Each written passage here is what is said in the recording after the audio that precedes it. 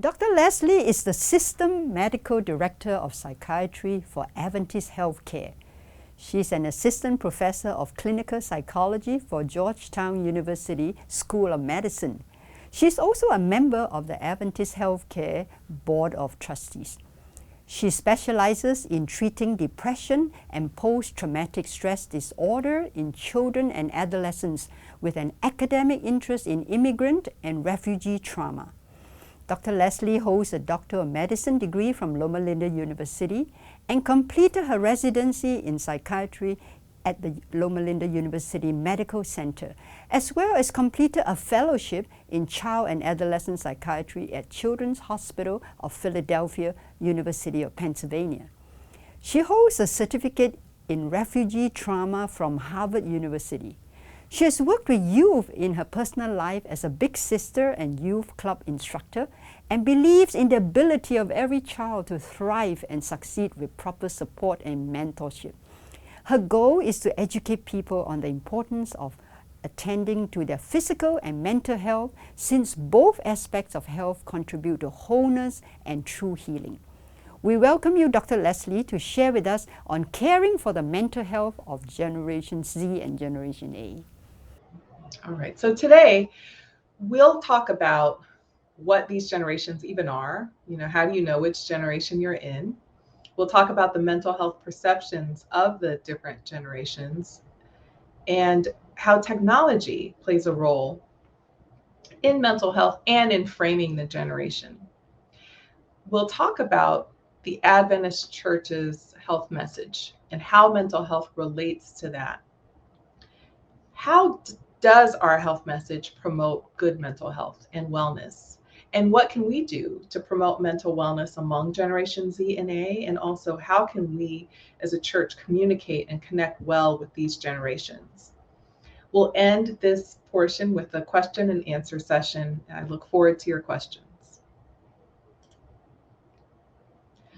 So there's a lot going on here, but let me break it down for you. And from the McCrindle organization in Australia, I credit this information because I think it encapsulates it so well in a way that hopefully relates well to how you think about generations.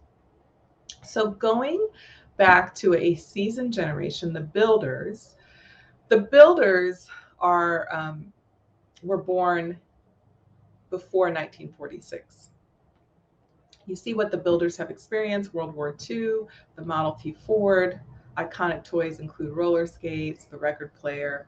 You also see leadership styles and influence advice styles of this generation. When it comes to slang, this generation prefers proper English, please. And quite honestly, my generation also likes proper English, but it's really interesting to see how slang evolves over the years. You then have the boomers, who were born in 1946 to 1964.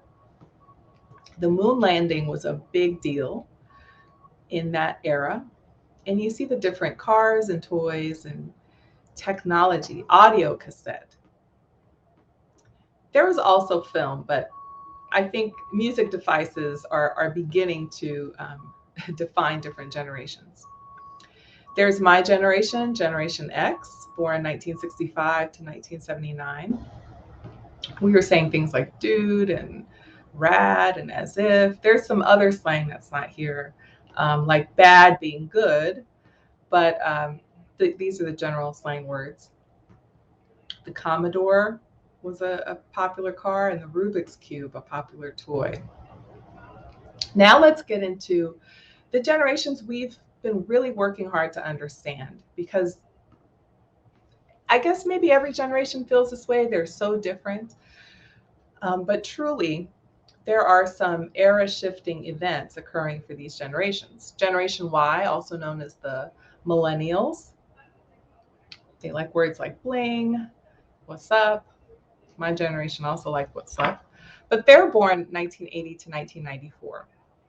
So this generation is starting to see global climate consciousness, as evidenced by the Toyota Prius being a popular car. The iPod comes out, so Apple really starts making a mark on this generation. And then a kind of toy term for Generation Z, Zillennials, but really Gen Z. Gen Z is immersed in emojis and acronyms, and this generation is born from 1995 to 2009. Slay, as you see, the slang isn't even a word, but a symbol, an emoji. And this generation, you start seeing more electric cars, folding scooters, and Spotify streaming as the music device of choice.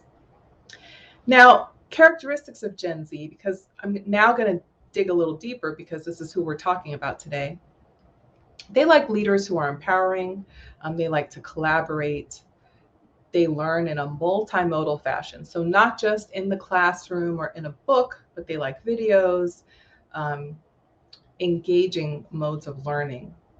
And for this audience, I would say engaging modes of worship and engaging modes of conversation and thought.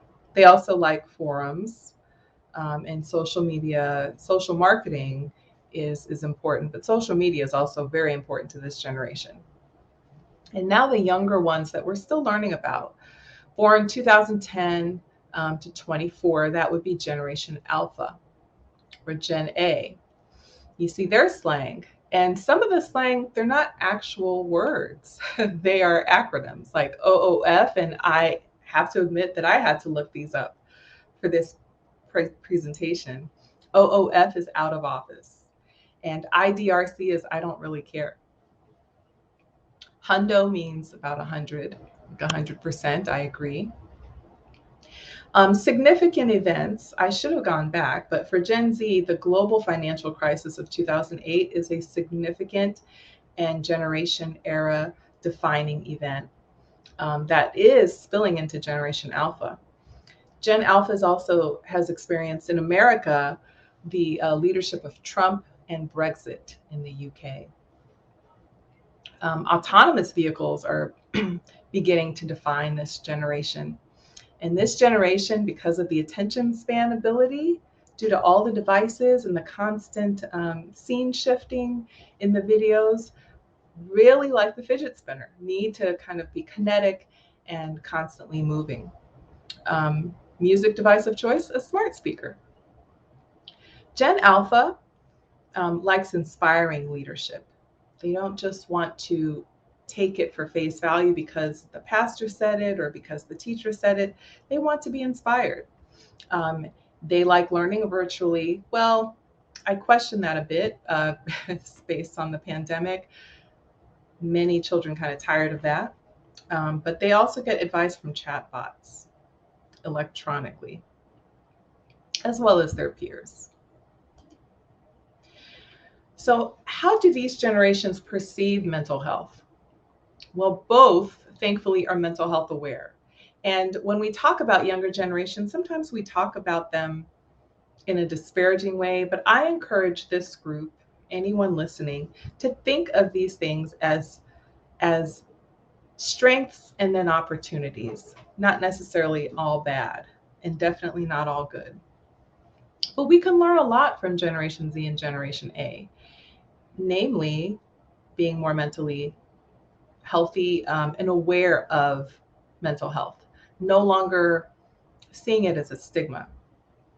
Gen Z is facing real world challenges as we speak. Will they own a home? Will they be able to live independently? Will they be free of their debt, particularly in the United States of America, where debt can climb and be staggering? They have real stresses, but like I mentioned earlier, they embrace a reduced, lessened stigma of mental health.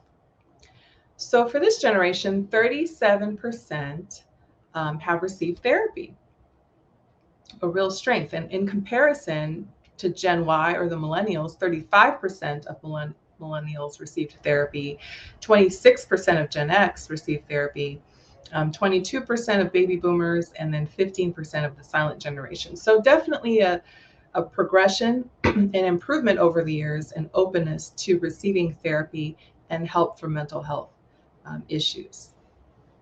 Technology is not only a part of the problem, but it's also part of the solution in helping mental health treatment to be more accessible. Gen A, many similarities, but because they're younger, one notable difference when it comes to their mental health is the lack of quality free time. They are very scheduled, overly scheduled. And on average, this generation has 12 hours less free time than previous generations during the week. There's also a correlation to this decreased free time of an increased prevalence of depression and anxiety by about 5 to 8 times. So Generation A is experiencing depression and anxiety 5 to 8 times more than previous generations. And again, technology is a part of the problem, but also a part of the solution. What are the strengths and challenges of Generation Z? Well, according to the American Psychological Association, to the Stress in America survey taken in 2018, 91% of the Gen Z respondents reported experiencing physical or psychological symptoms due to stress. 91%. Now, is this because of increased awareness or because of an actual increase in these symptoms? And I think it's both. I think it's both based on my practice and my reading and what you'll continue to read about. 70% of all teens across all genders, races, and family income actually say that anxiety and depression are significant problems among their peers. And this is from the Pew Research Center. 45% of Gen Z report that their mental health is very good or excellent. So that's good. That's not all bad. But when you compare it to the other generations where 56% of millennials reported positive mental health, 51% of Gen X, and 70% of boomers, you see that there's a trending decline here. Now a preponderance of this generation is reporting actually negative mental health, or at least it's not excellent. This is the first generation to be exposed to potentially harmful content through social media at a young age. For example, videos about self-harm or cutting. And this comes from Very Well Mind.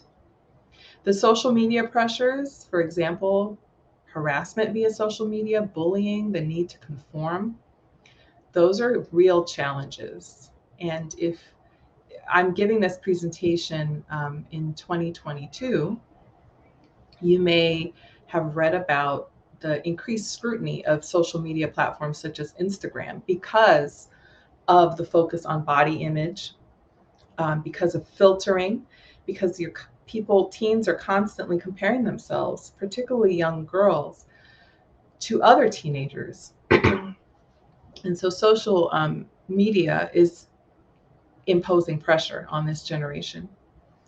At the same time, as I mentioned on the previous slide, it presents challenges, but also opportunities in being part of the solution.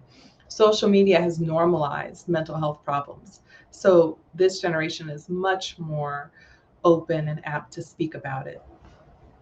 Stigma is being called out as unacceptable, which is a huge strength, but it's also isolating. The focus on technology, the focus on social media is certainly isolating to this generation.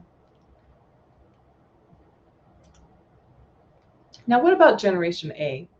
Generation A is experiencing a modified childhood because of the overscheduling, because of the lack of play and free time. And we look at play sometimes as frivolous, but it is really important to development, to healthy development. And their childhood is also modified because this generation is exposed to so much, to so many news stories, so many videos in real time. There is less time for a parent or a caregiver or a guardian to talk to the child about what's happening out in the world, and to, as people of faith, to frame it from a faith perspective. This generation is very information literate, access to large amounts. And as I'm mentioning, that can be good or bad. This generation is likely to detect inauthenticity quickly. So this is super important. It could be a strength, but it is also a challenge because sometimes church and church settings focus so much on presenting the good front, curating the worship service, um, keeping things personal between you and God, that this generation wants to know what have been your challenges, where have you fallen in your walk, where have you struggled with your mental health. So this generation focuses on inauthenticity, and wants authentic, genuine connections and conversations. This generation, huge strength, has focused a lot on diversity, inclusion, and social responsibility. It's actually a part of Gen A's fabric. Gen A is also prudent with money, and has huge potential spending power. So how does this connect to our church? Well, first, let's start by talking about and reflecting on what does the Seventh-day Adventist Church say about mental health? And it's a lot. It's encouraging. It may not feel that way to some of us that feel like we can't share our mental health struggles or we don't feel supported by our church community, but rest assured, it is in the fabric of this church's foundation. Fundamental Belief 7 of the Seventh-day Adventist Church explicitly states, human beings are made in the image of God as an indivisible unity of body, mind, and spirit. It's right there. It's nothing to dispute. This church, our church, focuses on the mind. It is important. And then Ellen White, one of the founders of our church, she writes that the relation that exists between the mind and the body is very intimate.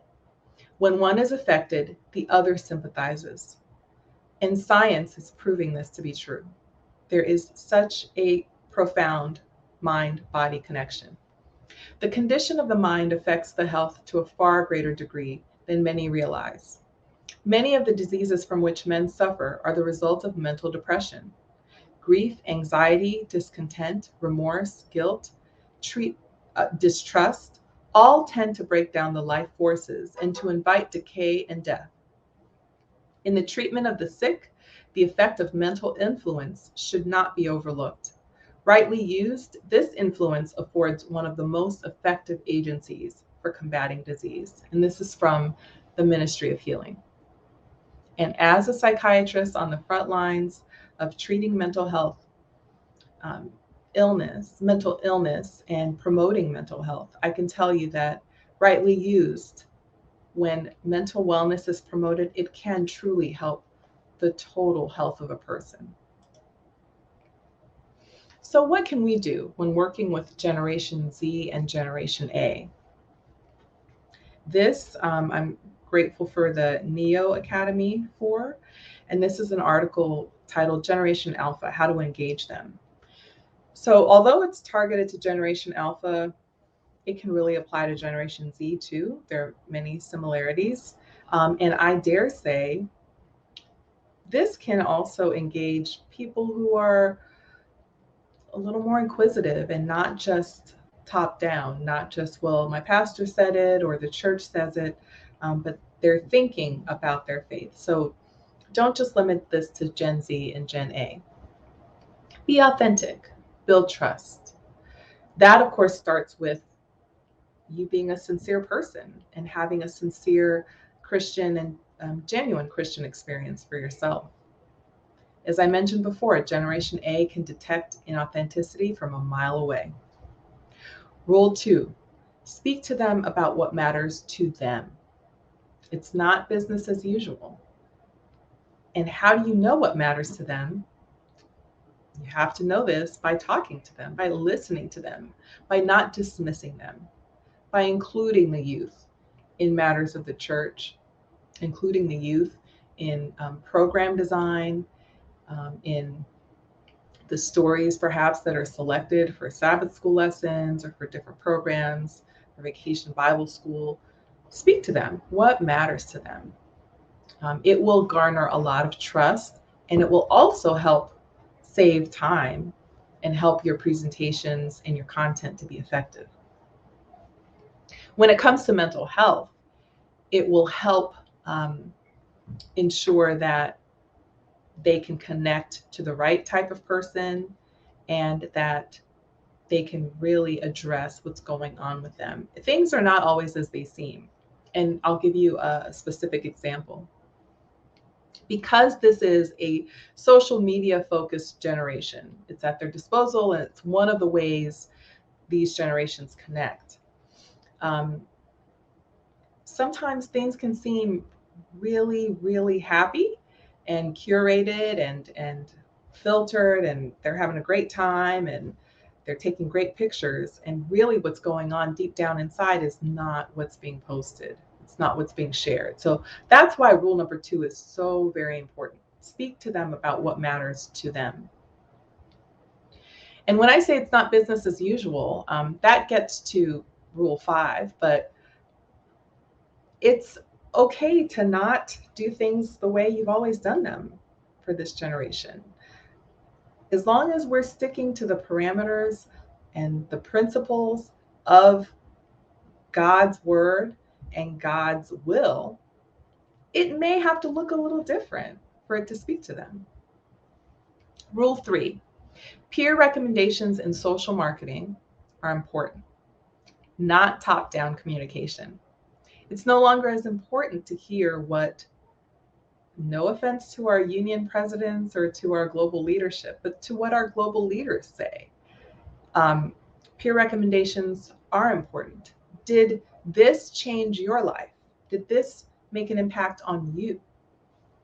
But you can also, I think as a church, we can look at the influence of social marketing, look at the power of testimony. And in a sense, that's something that is very traditional and has been passed down. The power of testimony, the power of the personal endorsement or the personal experience. Rule number 4, focus on making your technology platform appealing. So yes, this is a presentation on mental health. At the same time, if you're trying to promote mental wellness, and we're trying to help the mental health and general health and spiritual health of this generation, we have to speak the language. So it can't just be a random PowerPoint presentation or a random slide projector. I can say in school there was a plastic sheet where you write with the marker and then you project it up. We have to move past that for this generation. And then finally, rule 5, the church must adapt. If we want to reach this generation, and we do, we need this generation. It's the future of the church. It's also the present of the church. And God has called us to minister to the young ones. We must adapt. Now, some people get uncomfortable about adapting, but adapting isn't all bad. We can learn so much from this generation. This generation wants authentic connection, and God wants authentic connection. So in order to respond to the mental health needs, to help with the depression, to help with the anxiety, we must adapt and figure out how the church can be relevant, how the church can partner to raise mental health awareness, to address the mental health needs. You know, I don't have this here, but the community that church offers is so important. Research study after research study, but personal experience, I'm sure, for me anyway, and I'm sure likely for you too, and the pandemic has highlighted the importance of social connection. The church is all about that. The church is you, the church is me. We are the body of Christ. We already have so many wonderful gifts to promote good mental health for youth, for the younger generation. All we have to do is ask them how it ministers to them and adapt a bit. It's not watering down the message to adapt to this younger generation. At this time, I'll entertain questions and discussion, and I thank you for your time. Thank you for listening. This is how you can reach me. May God bless you, and thank you for your attention.